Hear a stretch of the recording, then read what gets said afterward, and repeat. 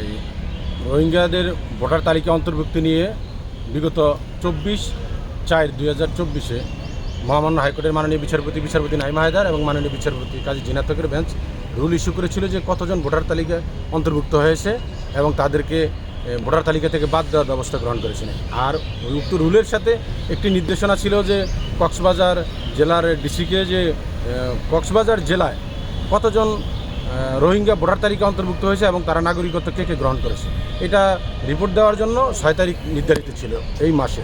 এই 6 তারিখে রিপোর্ট দেওয়ার জন্য নির্ধারিত থাকার পরও কিন্তু এই ডিসি মহোদয় রিপোর্ট দাখিল করেন নাই। পরবর্তী সময় আমরা একটি অ্যাপ্লিকেশন দিই, গতকালকে অ্যাপ্লিকেশন দিলে আজকে সেটা 9 নম্বর আইটেমে ছিল যে আজকে আমরা একটা সাপ্লিমেন্টারি আদেশ চেয়েছি, যেখানে বলেছি যে শুধু কক্সবাজার জেলায় তো না, এখন আপনারা জানেন যে এই রোহিঙ্গা ইস্যুটা আমাদের জাতীয় নিরাপত্তার জন্য বিঘ্নিকর একটা বিষয় হয়ে গেছে।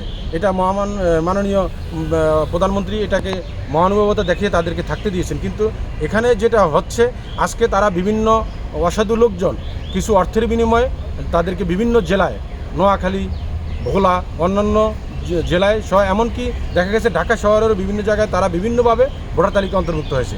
আজকে আমরা যে আবেদনটা দিয়েছি যে আমরা বলেছি যে শুধু কক্সবাজার জেলা হবে না, মহামান্য হাইকোর্টের কাছে যে আমরা অ্যাপ্লিকেশন দাখিল করেছি যে সারা দেশে কতজন রোহিঙ্গা ভোটার তালিকা অন্তর্ভুক্ত হয়েছে এবং কতজন নাগরিকত্ব সুযোগ সুবিধা গ্রহণ করেছে সেটার জন্য আবেদন দিয়েছি। উক্ত আবেদনের পরিপ্রেক্ষিতে মহামান্য হাইকোর্টের উক্ত বেঞ্চ আগামী 8ই আগস্ট স্থানীয় সরকার মন্ত্রণালয়ের সচিব, প্রধান নির্বাচন কমিশনার, রেজিস্ট্রার এবং বিশেষ করে কক্সবাজার জেলার ডিসিকে আগস্টের ভিতরে কতজন ভোটার তালিকা সারা দেশে অন্তর্ভুক্ত হয়েছে এবং কী কী নাগরিক সুবিধা গ্রহণ করেছে এই রিপোর্ট দাখিল করার জন্য নির্দেশনা দিয়েছে।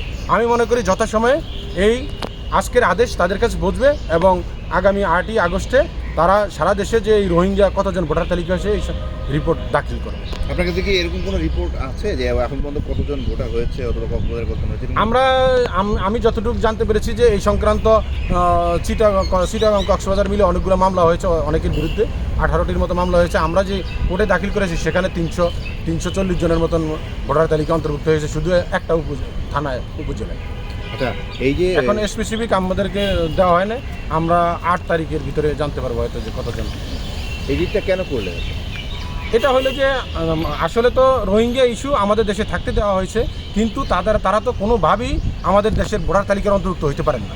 যদি এই ভোটার তালিকায় অন্তর্ভুক্ত হওয়ার এই তালিকা হাইকোর্টে দাখিল না করা হয় এটা দীর্ঘায়িত হবে, এই তালিকা দীর্ঘায়িত হবে, অসাধু লোকজন আরও ভোটার তালিকা অন্তর্ভুক্ত হওয়ার সুযোগ সুবিধা নিয়ে তাদেরকে ভোটার তালিকা অন্তর্ভুক্ত হবে। এখন কোর্টের নলেজে আসলে এটা আর হবে না। আমি মনে করি যে তাদের যে অপকর্মটা এই ভোটার তালিকা অন্তর্ভুক্ত করে এটা বন্ধ হবে।